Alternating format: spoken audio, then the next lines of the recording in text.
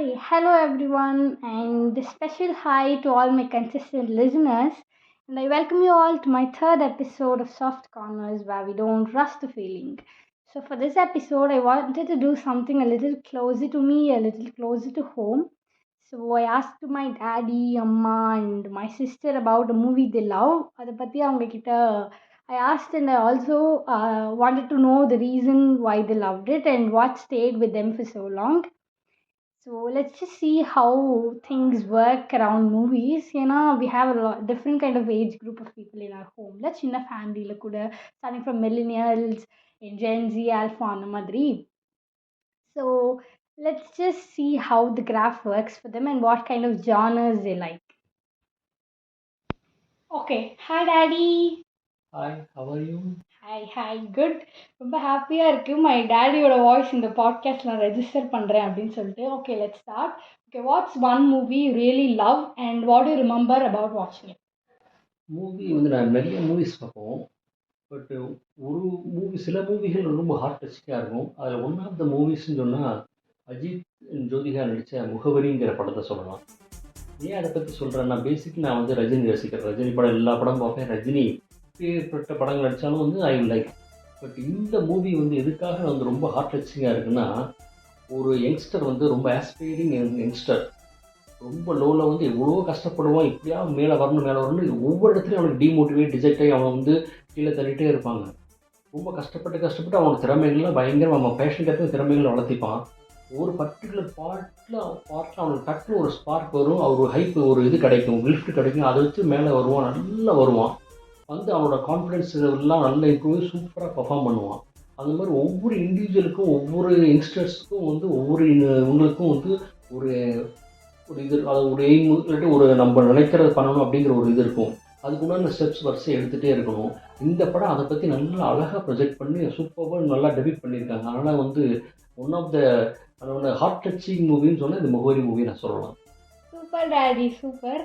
Okay, இப்போ வந்து நீங்கள் அந்த மூவியில் வந்து அதுதான் இந்த ஆக்டர் லைக் இந்த ஹீரோ அஜித் சாரை தாண்டி நீங்கள் வேறு ஏதாவது ஒரு கேரக்டரில் உங்களை நான் வச்சு பார்ப்பேன் or this character represents me அப்படின்னு நீங்கள் நினைக்கிறீங்கன்னா அதில் வந்து ஹீரோயின் வந்து ஜோதிகாங்க, அதுக்கு பதிலாக நான் இருக்கணும். நான் ஃப்ரெண்டுக்கு எப்படி அவன் ஜோதிகா இருக்கிறோம், அவங்க வந்து அந்த ஒரு அஜித்துக்கு எப்படி பயங்கர சப்போர்ட், ஒவ்வொரு இதுலையும் சப்போர்ட் பண்ணுவான். அந்த மாதிரி என்னோட ஃப்ரெண்ட் அந்த இடத்துல நான் இருக்கும், ஜோதிகா இடத்துல நான் இருக்கணும்னு நினைக்கிறேன். Okay, to be a supportive friend, அந்த ரோல் நீங்க எடுக்கணும். Yes. Okay, what do you think this movie stayed with you this long? Tell me that in one phrase or sentence. அது என்னன்னா வந்து ஒவ்வொருத்தருக்கு ஒரு ஆம்பிஷன் இருக்குல்ல, அந்த ஆம்பிஷன் எப்படி ஃபுல்ஃபில் பண்ணுறதுக்கு கண்டினியூஸ் எஃபர்ட் போடணும். அந்த கண்டினியூஸ் எஃபர்ட் இந்த படத்தில் ஒரு 3 மணி நேரம் 2.5 மணி நேரம் படத்தில் நம்ம காமிச்சிருக்கான். Okay, when was the first time you watched this? யார் கூட பார்த்தீங்க, அதில் ஞாபகம் இருக்கா? எங்கள் ஃபேமிலியோட ஒய்ஃபோட பார்த்தேன். ஒய்ஃபோட பார்த்தீங்க.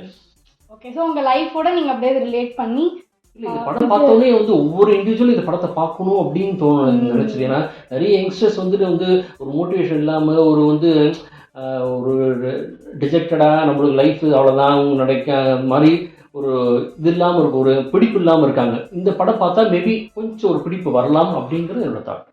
Okay, thank you so much, Dad. Thank you, always. Thank you.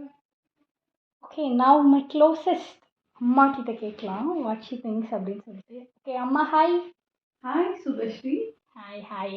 ஓகேம்மா, டெல் மீ, நான் உங்ககிட்ட ஆல்ரெடி கேட்டிருந்தேன் like what one movie you really love and still now love it? My favorite movie is Sitaramam. Okay, I expected this, guys.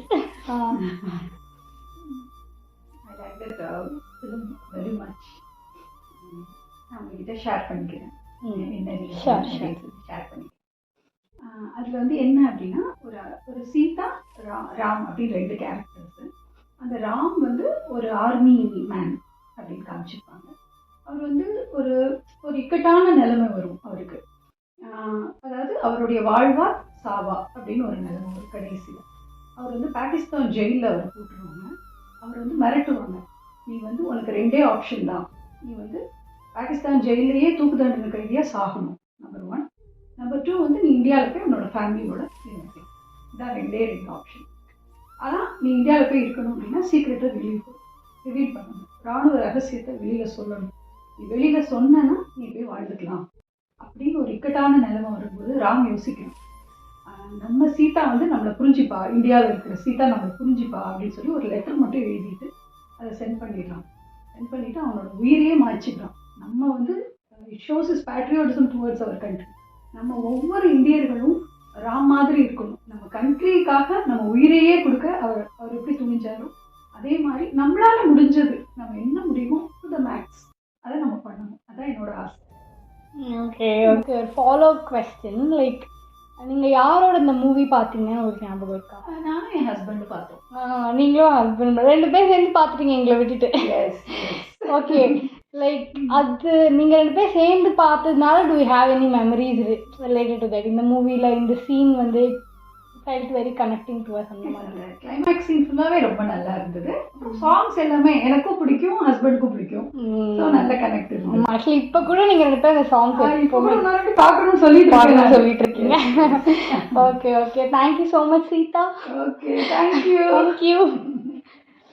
Okay, finally, let me ask my sister. Hi. Hi. Hi. Okay, tell me which movie is your favorite and tell me something about it. Yeah, the movie which is my topmost favorite would be Pavanasam. I think it was released back then in 2015 or 16, I guess. The movie எனக்கு ஏன் ரொம்ப பிடிக்கும் அப்படின்னா the cinematography of the movie, the way they have took the film, it was just mind blowing, I would say. It was a cult classic film. Starting from Kamal's acting to everything in the film, it was too good. So மலையாளத்தில் Jitu Joseph வந்து திருஷ்யம் படம் எடுத்தாங்க. அதோட remake தான் தமிழில் வந்து இங்கே பாபநாசம் எடுத்தாங்க. So I was eagerly waiting for Pavanasam 2, but it was not yet released and I don't think it was even filmed. So in Malayalam, Drishyam 3 is on its way to release. So I'm eagerly waiting for it. Okay, let me ask a follow-up question to you. Okay, what is about this movie that still feels like you? Like, இது ரொம்ப in the part of the movie was very reflective. என்னோட identity காட்டுற மாதிரி இருந்தது. Any song or any kind of scene that felt like you அந்த மாதிரி உங்களுக்கு feel ஆச்சு? I wouldn't say it felt like me, but I felt it connected. How in the sense, there was a song in that movie, Ela Enkotukara. It was filmed in Tengasi and Pavanasam side, and it was our native place also, so it felt very connected. Okay, thank you. Thank you. Okay, so yeah, we have come to the end of this episode. It was just kind of chill episode to listen in the weekends and madri. So what I loved about this episode was how different the movies were. See, my daddy told Mugavari, right? That movie was very reflective and kind of inward looking, confident building kind of thing, while Sitaramam was rooted in love and longing. And Papanasam was intense, emotional, and it was deeply moral too. 3 very different genres, 3 very different voices, all coming from the same home. So yeah, this episode felt very special to me, not because of the movies, but because of the memories and feelings that came with them. If you also feel like it, just go talk with your family about the movies they love, not just to analyze them, just to listen them. Sometimes that's where the real stories are. So yeah, thank you so much for listening this long. And so yeah, thank you. Closing the corner for tonight.